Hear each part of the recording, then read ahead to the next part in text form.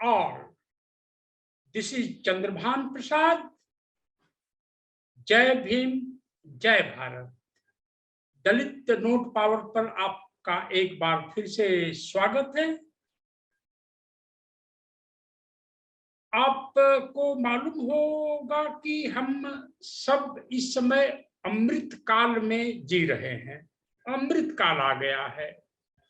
जैसा कि हिंदू शास्त्रों में बताया गया है कि कभी राक्षसों यानी हम लोगों में और द्विजों में या वर्ण व्यवस्था के बीच समुद्र मंथन हुआ था, तो उसमें अमृत मिली थी और विष, पॉइजन.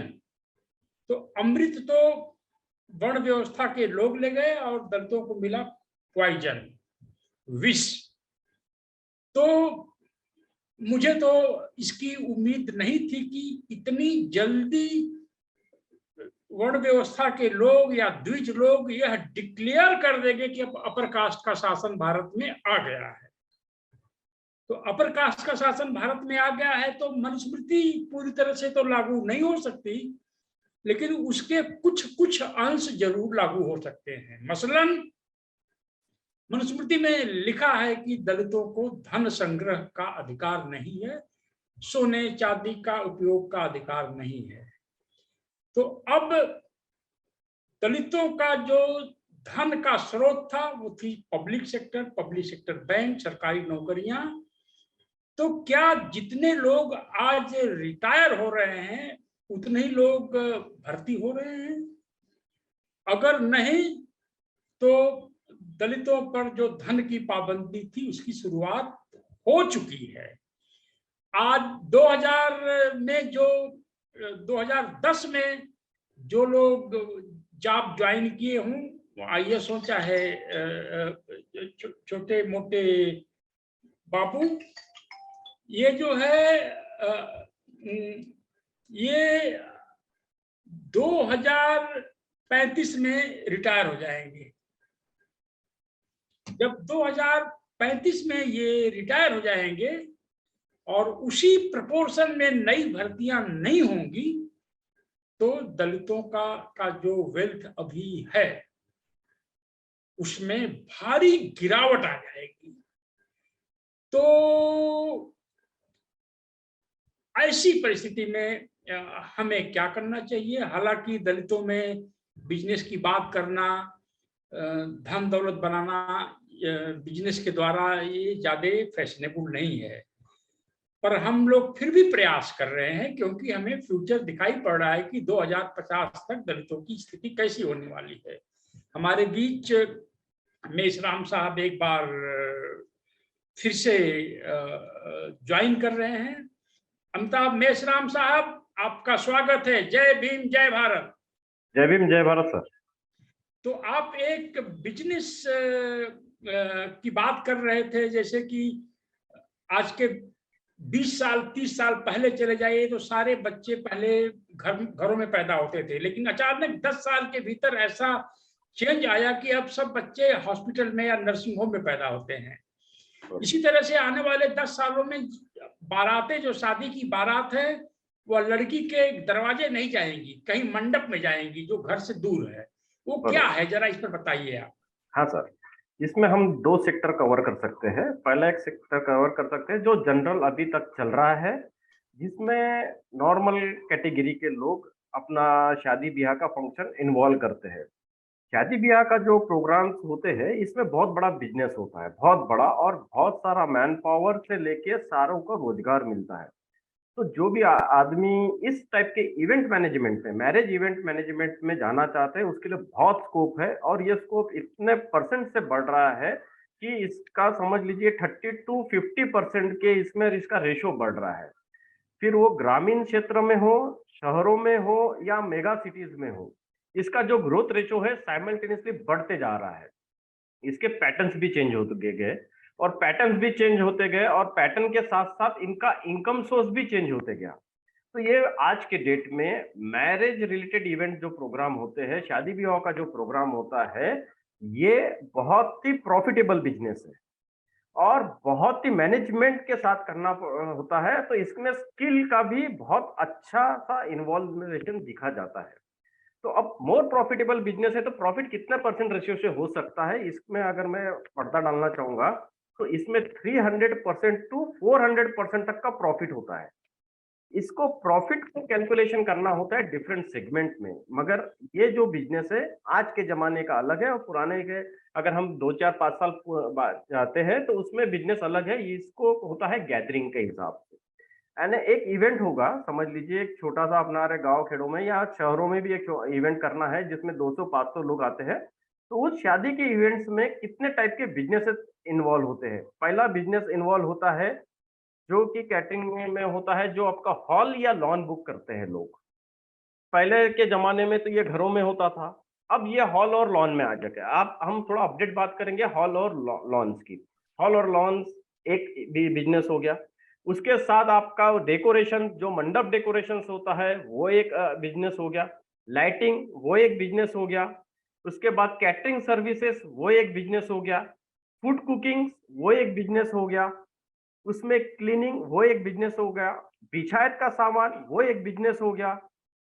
फिर उसके बाद जो भी रीति रिवाज में समाज में चलता है उसका जो डेकोरेशन का सामान होता है, जैसे लोग पूजा पाठ करते हैं जो भी, वो एक बिजनेस हो गया।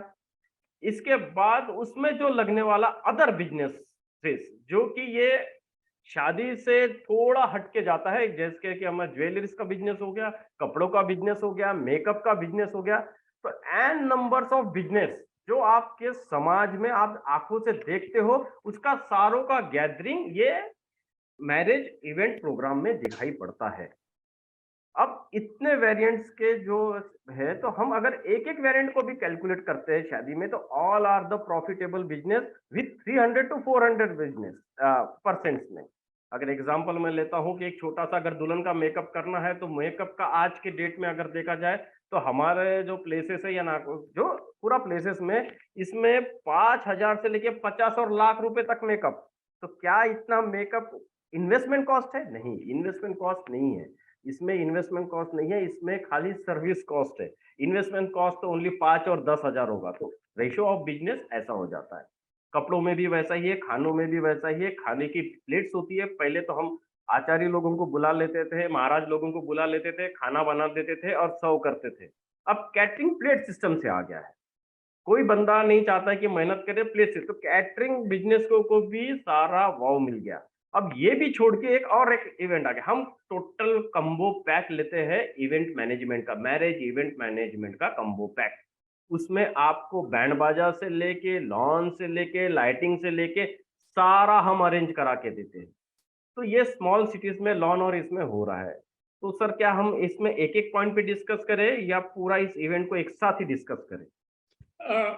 नहीं मेश्राम साहब, आप ये बताइए पहले कि मान लीजिए पहले तो शहर में ये लॉन और जो मैरिज हॉल्स हैं वहां पर शहरों में शुरू हुआ, बरोबर। अब गांवों की तरफ बढ़ रहा है। डेफिनेटली। जैसे पहले शहरों में बच्चे हॉस्पिटल में पैदा होते थे, धीरे धीरे गांव पर चला गया, गांव स्तर पर चला गया। बिल्कुल। तो मान लीजिए कि अगर 10-15 गांव हैं कहीं, पर वहां शहर नहीं है, सड़क के किनारे किसी के पास खेत है, हाँ। 1 बीघा, बिल्कुल। या मान लीजिए किसी का खेत कहीं और है और वह खेत बेच के सड़क के किनारे जमीन ले लिया, जहां पर बाजार नहीं है, जहां पर कोई शहर नहीं है, तो वहां का रेट कम होगा। बिल्कुल। और वहां पर वो लॉन बना दिया। तो इसका आने वाला जो फ्यूचर है, 10 साल में उस लॉन में शादियां होनी शुरू हो जाएंगी। उस लॉन में 2-4 कमरे बन गए और वाटर की सुविधा हो गई, बाथरूम की सुविधा हो गई। तो अगर किसी को साल में 100 शादियां मिल जाती हैं उस लॉन में, हमें आने वाले 5-10 साल की बात कर रहे हैं, आज ही की नहीं। क्योंकि दलित समाज में यह भी फैशनेबल बनाना है कि वह 10 साल, 20 साल, 50 साल, 100 साल पहले की बात सोचे। बराबर। तो अगर किसी के पास मान लीजिए 1 बीघा खेत है सड़क के किनारे, तो उसको लॉन में कन्वर्ट करने के लिए कितना खर्चा आएगा और 5 साल बाद, 10 साल बाद उसमें से कितना इनकम हो सकता है? बिल्कुल। इसमें अभी ये बता दें तो ये हो गया है अभी शादी का एक जो इवेंट होता है, इवेंट मैनेजमेंट का सबसे एक बेसिक जो बिज़नेस है वो लॉन एंड हॉल। तो बेसिक जो होता है जैसे प्लेस, आइडेंटिफिकेशन ऑफ प्लेस। तो जो शादी-ब्याह में होते हैं जनरली लोगों की ये थिंकिंग होती है कि दुल्हन के घर और दूल्हा के घर के बीच में ये लोकेशंस होना चाहिए। तो ऐसा वो सोच के सिलेक्शन ऑफ लैंड ये फैमिली वाले करते हैं। मगर जिसको बिज़नेस करना है लॉन और हॉल का, तो उसके लिए तो सबसे बेस्ट जगह जो होती है अप्रोच रोड। जहाँ भी रोड अप्रोच होगा और लो इन्वेस्टमेंट है ना, सरकारी रोड आजू-बाजू होना चाहिए ताकि उनका जो है, जो ट्रांसपोर्ट है वो इज़िली हो सके। तो ये सिलेक्शन ऑफ लैंड ऐसी चीज़ें होनी चाहिए कि जहाँ सरकारी रोड पूरा फुल फ्लेज बना हो। उसमें डामरीकरण का पार्ट हो जाए, ठीक है? या फिर सीमेंट रोड हो, जैसा भी आज के डेट में हो, ऐसा रोड टच लैंड होनी चाहिए। अब लॉन और हॉल्स में तो पहले अपन लॉन की बात करते हैं। अगर लॉन में हमको जाना होता है, तो सबसे पहले हमें हमारे लॉन में कितनी कैपेसिटी का लोगों को हम उस लॉन को अवेलेबल करा दे सकते हैं, इसका जजमेंट लेना होता है। समझ लीजिए अगर हमारे गाँव-खेड़ों की बात करेंगे तो वहाँ समझ लो 2000-3000 लोग आएँगे। तो 2000-3000 लोगों के लिए जो कैपेसिटी लगेगी लॉन की, तो उसमें समझ लीजिए सिंपल लॉन की मैं बात कर रहा हूँ, उसमें समझ लीजिए आपको 1 से 2 एकड़ जगह में हो जाएगा आपका लॉन। 1 से 2 एकड़ जगह आपके पास होनी चाहिए, तो आप 2000 लोगों को फ्लोटिंग मैं टॉकिंग नहीं कर रहा हूँ कि स्टडी में, फ्लोटिंग पब्लिक को आप खाना खिला के अच्छा गैदरिंग करा के वापस भी जा सकते हो। तो आपको सिलेक्शन करना है 1.5 से 2 एकड़ लैंड, रोड साइड। इसका इन्वेस्टमेंट जो होगा लैंड का वो अपने-अपने एरिया में उसके कॉस्ट के हिसाब से होगा। जनरली लॉन और ये जो होते हैं लोग, ये गाँव के फार्मर साइड के एरिया में लेते हैं ताकि लॉन की और जगह की जो कॉस्ट हो, वो कम में आ जाए। तो वो सिलेक्शन आपको करना पड़ेगा। इसमें आता है फिर डेवलपमेंट का कि आपको क्या डेवलपमेंट करना पड़ेगा और सरकारी प्रोसेस क्या है उसमें, क्योंकि एग्रीकल्चर लैंड आप ले होंगे या एग्रीकल्चर लैंड जिसके पास होगी उसको कन्वर्ट। इसमें 2 ऑप्शंस होती है। एक तो आप इसको इन एनए करा सकते हो, नॉन एग्रीकल्चर लैंड। दूसरा आज के डेट में जो पूरा इंडिया में चल रहा है, जो गवर्नमेंट ने भी अभी ये किया है, उसमें उन्होंने बोला है कि आप तहसीलदार जो वहाँ का होता है, उससे कमर्शियल एक्टिविटीज़ के लिए उस लैंड का कन्वर्जेशन करा लो। उसमें आपको कमर्शियल चार्जेस भरना पड़ता है, ज़्यादा कुछ लंबी प्रोसेस नहीं होती है, सिंपल प्रोसेस होती है। तो आप उसमें कमर्शियल उसको कन्वर्ट करना पड़ेगा क्योंकि आपको उसमें से इनकम जनरेट होगी, वो कमर्शियल एक्ट में आएगा। तो आपको उसमें से कमर्शियल एक्ट तहसीलदार से करा लीजिए। दूसरा उसी एनओसी के बलबूते पे आपको उस लोकल एरिया की एनओसीज़ लेनी पड़ेगी कि जो कि आजू-बाजू के लोकल एरिया से एनओसी, जैसे ग्राम पंचायत होगा तो ग्राम पंचायत की एनओसी लेना पड़ेगा और उसको ये बताना पड़ेगा कि हम यहाँ लॉन डाल रहे हैं ये दूसरा लाइसेंस हो गया। इसी दोनों के आधार पे आपको पावर मिल जाएगा कमर्शियल। इसी दोनों आधार पे आप को फिर बाकी की जो एक्टिविटीज़ करना है, कंस्ट्रक्शंस करना है, छोटा-सा स्टेज बनाना है, इसका भी लाइसेंस मिल जाएगा। तो मोटा-मोटा इसमें आपको जो खर्चा आ गया, समझ लीजिए किसी ने 50 लाख रुपीस एकड़ की जगह ले लिया, तो ये सारा करने में उसको मोटा-मोटा खाली 10 लाख से 12 लाख का खर्चा आ गया। तो 62 लैक्स में लैंड डेवलपमेंट आ गया। तो डॉक्टर साहब, अगर मान लीजिए किसी की अपनी खुद की जमीन है, हाँ, तो कितना खर्च आएगा? सर तो फिर उसको तो तहसीलदार का एनए कराना होगा, उसको कोई चार्जेस नहीं होते, ज़्यादा नॉमिनल 2 ढाई हज़ार फीस भरना होगा और एमएससीबी का डिपॉज़िट पूरे ऑल ओवर इंडिया में जो चल रहा है रेट, तो उनको तो कमर्शियल लाइट लेना होगा तो वो 10-12 हज़ार। यानी खुद की लैंड है, तो पहला इंफ्रास्ट्रक्चर डेवलपमेंट करने के लिए उसको जगह का पावर, इलेक्ट्रिक और वाटर इसके लिए 35 टू 65,000 तक का, क्योंकि बोर करना पड़ेगा या वेल करना पड़ेगा कुआँ, क्योंकि पानी बहुत लगना है हमको और इलेक्ट्रिसिटी। तो ये बेसिक नीड में आ गया। तो जिसके पास है तो उसके पास पहले तो 65 होना चाहिए। बाद में उसको कंपाउंड वॉल्स करना है, इसमें ऑप्शंस है। आपको जो बाउंड्री कवर करना है वो एक तो आप ब्रिक्स वर्क से कर सकते हो या फिर आप कंपाउंड वॉल तार का बना के, वायर्स का बना के उसमें गार्डनिंग कर सकते हो। इस टाइप में भी अभी चलते हैं। तो वो डिपेंड करता है उसको इन्वेस्टमेंट पैटर्न करना कैसा है। तो उसमें आपको अगर समझ लीजिए आज के डेट में अगर देखा जाए तो ₹125 रनिंग फुट के हिसाब से तार के कंपाउंड्स आ रहे हैं और वहां उसके साइड से लोग पूरा गार्डनिंग करते हैं, ताकि दोनों सपोर्ट हो जाता है और दिखने में बहुत वेल दिखता है। और जब लाइट शादी होती है उसमें लाइटिंग डाल देते हैं, तो वो कंपाउंड वॉल उसका जो गार्डनिंग का खर्चा होता है, अगर लॉन बनाने का मोटा मोटा मैं खर्चा पकड़ लूं अगर 2 एकड़ के लैंड में, तो कम से कम 10 से 15 लाख रुपए उसमें कवर आ जाता है। तो 10 से 15 लाख में अगर खुद की जगह है तो well qualified, sorry sorry, well dashing और अच्छा लुक वाला वो लॉन बना सकते हैं, अगर 10-15 लाख है तो। तो इसमें आप के कहने का मतलब ये हुआ कि 10-15 लाख में एक बिजनेस खड़ा हो सकता है। डेफिनेटली, और वो इनकम इतना देके जाएगा सर। आप साल में अगर आपके पास समर सीजन में भी, लॉन में तो समर सीजन में लोग जाते हैं, अगर समर सीजन में महीने में आपके पास 15 भी बुकिंग आई और आपका थोड़ा एरिया अच्छा रहा, तो मिनिमम से मिनिमम आज की डेट में जो कॉस्ट ऑल ओवर इंडिया में चल रही है, एवरेज कॉस्ट वो चल रही है 35,000 पर इवेंट इवनिंग का। दिन का होगा तो उतना, अगर एक दिन में आप 2 इवेंट कर सकते हो 100% नो डाउट। अगर आप एक इवेंट और 15 दिन का भी कैलकुलेशन अगर आप लगा लेंगे, तो इसके हिसाब से 35,000, खाली मैं लॉन का किराया बता रहा हूं, उसमें और कुछ भी नहीं, 35,000 इंटू 15 डेज, तो 5,25,000 का आपका बिजनेस डेवलप होता है। तो केवल रेंट से? खाली रेंट से सर, रेंट से। उसमें आपने अपनी प्लेस दे दिया, उसको आपने लॉनिंग और थोड़ा ये दे दिया, और लाइटिंग और पानी दे दिया। लाइट का भी पार्टी अलग बिल देता है जितना कंजम्पशन करेगा, खाली पानी फ्री में देना होता है। अच्छा, ये मेश्राम साहब, हमने पिछले साल एक कोई हमारे दोस्त थे, उनकी मदर की डेथ हो गई थी, तो उन्होंने 12-13 दिन बाद अपने मित्रों के लिए एक भोज आयोजित किया, उसमें मैं भी गया था। तो एक इसी तरह के एक हॉल में हुआ वो भोज। बिल्कुल। तो अब ऐसा लगता है कि धीरे धीरे लोग जो मृत्यु भोज वगैरह टाइप का होता है, जो गांव में अभी भी प्रचलित है, उसके लिए भी लोग इस तरह के हाल ढूंढेंगे। बिल्कुल। और हमने यह भी नोटिस किया है कि अब गांव में भी कुछ लोग जो थोड़ा पैसा है, टीचर हैं, रिटायर्ड टीचर हैं, रिटायर्ड बाबू हैं, रिटायर्ड रेल कर्मचारी हैं, गांव वापस आ गए, तो उनके यंग जो जो बच्चे हैं, वो बच्चों का बर्थडे भी मनाने के लिए ऐसे हाल ढूंढते हैं। बरोबर सर। अपनी एनिवर्सरी मनाने के लिए हाल ढूंढते हैं।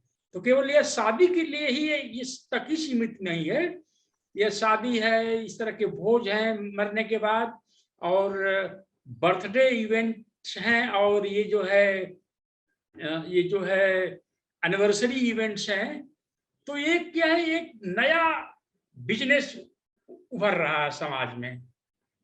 और जो दलित एमए बीए बीएड करके गांव में जो एक कम पढ़े हैं, वो तो शहर चले जा रहे हैं, वो तो बहुत अच्छा कर रहे हैं। पर जो एमए बीए किए हैं और सरकारी नौकरी का जो ढूंढ रहे हैं, तो उस नौकरी मिलेगी, पता नहीं कब मिलेगी, ये काम साथ साथ शुरू कर सकते हैं। डेफिनेटली सर, 100% कर सकते हैं, और बहुत इजी वर्क है। आपको तो वन टाइम इन्वेस्टमेंट है इसमें, और खाली बाद में मेंटेन करना है। पैसा तो आपको साल भर आएगा।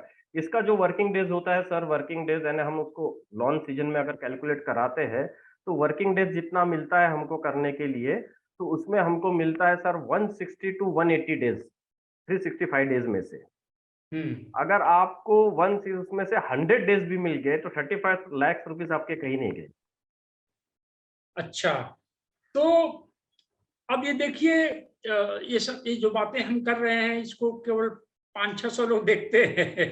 नहीं देखेंगे सर, मुझे कॉल आना स्टार्ट हो गए हैं, लोग मुझे से इंक्वायरी करते रहते हैं बीच बीच में। हाँ, तो पर ये बात सही है कि अमृत काल में दलितों का जीवन कठिन होने जा रहा है, और इसलिए सरकारी नौकरी मिले तो अच्छी बात है, पर वो कितने लोगों को मिलेगी, हम सब लोग जानते हैं। 1 लाख नौकरी के पीछे एक दलित नौजवान घूम रहा है। तो ये जो बिजनेस के नए तरीके निकल रहे हैं, हाँ, इसमें रिस्क बहुत कम है। आपने हाल बना के छोड़ दिया है और वहां फूल वगैरह लगा दिया है, पानी की सुविधा कर दिया है, लोग ढूंढ करके आपके पास आएंगे। तो ये हुआ कि अगर आपके पास आपकी अपनी जमीन है, 1 बीघा में भी हो सकता है, तो 10-15 लाख में इसको आप शुरू कर सकते हैं। जितना खर्च लान बनाने में आएगा, 2-4 कमरे बनाएंगे, एक आध हाल बनाएंगे, और सजावट वाले तो अलग से आएंगे, अपना सजा के जाएंगे। बरोबर। तो इसमें एक बहुत अच्छा स्कोप है। सर मैं आपको बताना चाहूंगा, अपन दोनों यहाँ गए थे चिमूर में अच्छा। हल्दी के लिए, याद है जिनके यहाँ से अपन हल्दी और खाना खाए थे? यस, याद है। यस। हाँ, तो उनका एक रोड पे जगह था, उन्होंने हाँ, इसी टाइप में अभी कन्वर्ट कर डाला। उनका कोरोना में बंद हो गया था हाँ, सारा, उनका जो मोबाइल शॉप वगैरह था, हाँ, है ना, वो बंद हो गया। तो उन्होंने इसको ही कन्वर्ट कर दिया। अभी अच्छा हाईवे पे जो लैंड थी वहां उन्होंने लॉन, छोटी छोटी आजू बाजू पार्टी चलती है, बर्थडे पार्टी चलती है, शादी चल रही है। और उस हम्म, ऑफ सीजन में उन्होंने वहां फूड का एक रेस्टोरेंट डाल दिया। हम्म। तो इसके पहले ये बात बाकी लोग समझे, दलित नौजवानों को ये बात पहले समझ लेनी चाहिए, खास तौर से जो सिपाही हैं, रिटायर होके घर आते हैं, मास्टर स्कूल के टीचर हैं, रिटायर होते हैं तो उनको पैसे मिलते हैं, तो उसका इन्वेस्टमेंट इस तरह से करें। और जमीन में आपने पैसा लगा दिया है तो जमीन और गोल्ड, सोना और जमीन का भाव कभी पीछे नहीं जाता है। कुछ कुछ टेम्पोररी 6 महीने 1 साल के लिए इधर उधर हो सकता है, लेकिन उसका भाव बढ़ता रहेगा। तो चलिए अब दूसरी वीडियो में हम चर्चा करते हैं कि एक जो केटरिंग में, क्या ये केटरिंग का बिजनेस कैसा है, क्या ट्रेंड है। तो जरा आप रिसर्च कर लीजिए और फिर हम इस पर डिस्कशन करते हैं। तो ठीक है, थैंक यू अमिताभ मेश्राम साहब।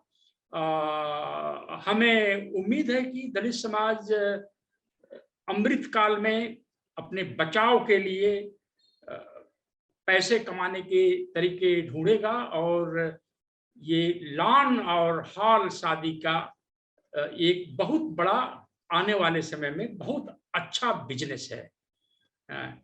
Thank you so much. Dalit brothers and sisters, become note hunters, नोटों के शिकारी बनिए अगर आप अम्बेडकरवादी हैं तो। Thank you so much. Next video में मिलते हैं। Okay sir, thank you.